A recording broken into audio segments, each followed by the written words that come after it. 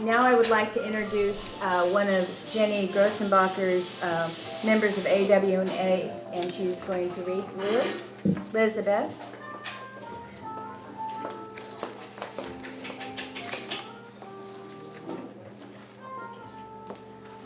Hi there, good afternoon.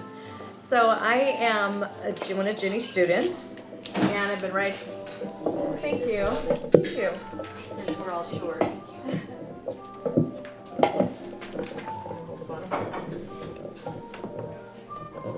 I can lean. Yeah, lean. Okay.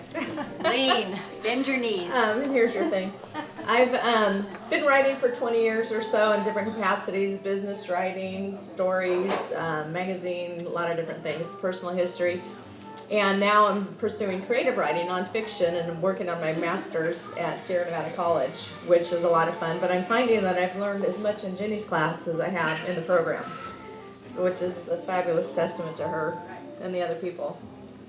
So this is a story about me in Santa Cruz, where I spent every summer as a child. Got a little dicey this year, so I'll just jump in. It's called Lessons by the Sea. The cold, ominous day warned me not to swim. Waves crashed on shore with angry force in response to the churning ocean. Yet even then, the Santa Cruz ocean beckoned me with its clashing peace and power. As I neared the water's edge, the salty smell and spray of the surf seduced me like a forbidden kiss. My best friend, Susan, and I spent 2 weeks every summer on the beach, our annual playground. I was 11 when we found ourselves, with her parents and our brothers, in a lonely line of townhouses on La Selva Beach. Most days I savored the sunshine on my head, sand between my toes, and water on my rail-like body. But on Wednesday, the marine layer of fog refused to burn off. We skipped barefoot down to the water's edge and dodged a few waves before deciding the chill made the blackened Pacific less alluring. Our older and wiser brothers rented wetsuits for the day. When they finished swimming, Susan and I asked if we could borrow them. Down on the bottom deck, we slid into those oversized suits like knights donning their shining armor, thrilled we'd be swimming despite the sub-50-degree temperature outside. We didn't mind the loose fit. We cuffed the rubbery black neoprene at our wrists and ankles until our hands and feet were exposed. Once armed against the cold, we traipsed across the white sand from her parents' rented unit 500 yards to the sea. I spotted no other die-hard swimmers around to witness our swagger. Her parents and her brothers were inside. A couple walked their dog in jackets and long pants in the distance. We skipped through the foamy surf where it met the sand and jumped beyond the baby waves. Once deep enough, I dove into the roaring water, warm inside my wetsuit. Susan followed. I paddled to the ideal depth and turned around, hoping to catch one of the breakers for a body surf ride. I passed on more waves than I rode in the charged sea, well acquainted with the wave's power. If I mistimed a wave, it would smash me into the hard ocean floor. My elation diminished 15 minutes later when I noticed cold water inside my wetsuit. Though I continued treading at the break point, my buoyancy was sinking along with my heart. Why wasn't I able to ride the waves? "Hey, do you have water in your suit?" I asked, swimming closer to Susan. "I think it's coming through the neck part and weighing me down." "Yeah, mine too," said Susan, still 8 feet away. "We should probably go in," I said. Fear glazed my thoughts like clear nail polish, hardly noticeable. "Yeah, let's go," I heard her teeth-chattering voice and felt colder. The sky grew darker as we inched toward shore. I couldn't touch the ground yet, so my typical dancer's leaps were out of the question. The shoreline summoned only 40 feet away. Despite our reputation as little fish, I recognized after a few minutes we weren't getting closer. I glanced at Susan and sensed her struggling. Why was this taking so long? I kept swimming diagonally, trying to generate security by shrinking the side-by-side space between us and the land. "I feel like I'm not going anywhere," I said, 4 feet from Susan. "Me neither. Is it the wetsuits? We've never had trouble before." "I don't know. Paddle harder," I ordered us both. I was 7 months older. She was more athletic.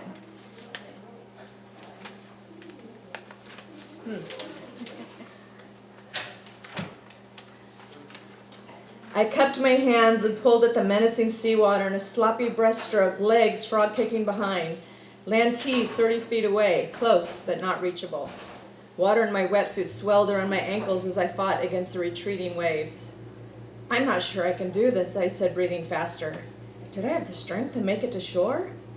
"We have to keep swimming," Susan gasped out the words between strokes. I recognized distress in her high-pitched mandate. Was she trying to convince me or herself? She'd always led me in our childhood adventures, whether jumping off my garage roof like Mary Poppins or sneaking out at night with the boy across the street.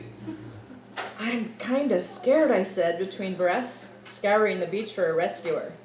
As I continued to paddle in, the water tugged me out, collapsing me like a flip phone. Open, close, open, close. The agonizing forward movement seemed pointless, draining the energy from my body in slow motion.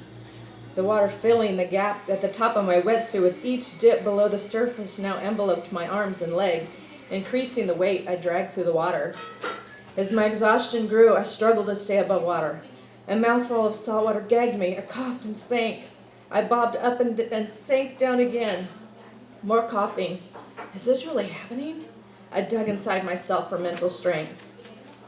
10 minutes after the conflict began, I saw Susan progressing. If I can make it, if she can make it, I can.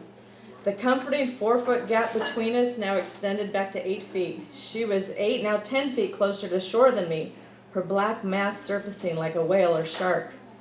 Seeing 20 feet of water still between me and rest, isolation weighed me down as much as the incoming water. I'm alone out here. I timed inhales with desperate lifts from passing swells to avoid more saltwater intake. Rise, breathe, sink, repeat. Several minutes later, during a wave boost, I saw Susan crawl onto the beach and collapse near a pile of brown seaweed. In a split second, I recognized she'd made it. I bore no surprise or resentment. She beat me again. After catching her breath, she rose to all fours to cheer me on. "Come on, Liz, you can do it. Keep going," she said as she climbed to her feet. "I don't know if I can make it," my voice fatigued like my body. "Beth, you have to make it," she pleaded. "I'm so tired," I paddled. "Keep swimming," her voice caught. Our eyes met and held. 10 yards of water loomed ahead. My arms and legs drooped, with salt water still invading the wetsuit. Both my battle and the ocean continued raging, now 30 minutes since I dove in. I could tap the ocean floor with my feet, but the undertow towards sea canceled my forward motion. I leapt, and then a wave crashed at my back, propelling me toward land. Another wave, 5 feet away. With each new wave nudging me onward and upward, the weight of the water in my wetsuit encumbered me more. I dropped to hands and feet and mustered my remaining energy to crawl my way to safety. I flopped on the sand next to Susan, grateful to be on land. Without speaking, she tugged the tight ankle bands of my wetsuit, first one leg and then the other, draining a gallon of seawater, popping my Michelin Man costume. After a few minutes, I sat upright beside Susan and faced the ocean, reflecting on the terrifying experience. "We could have drowned," I said. She nodded, looking at me with tears in her eyes. We hugged for a long time. We later discovered we'd been in a dangerous rip current. A rip current is a powerful channel of fast-moving water, often moving faster than an Olympic swimmer, traveling swiftly back toward the sea in an ongoing loop. We should have swum parallel to the land to escape its force. I faced death that day and survived. I learned to surf the waves tossed at me in life, breathe through the struggles, persevere through the exhausting seasons, and escape a survivor.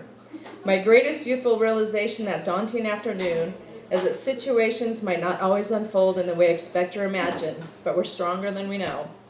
We can choose to swim our way through our trials in life or let them pull us under.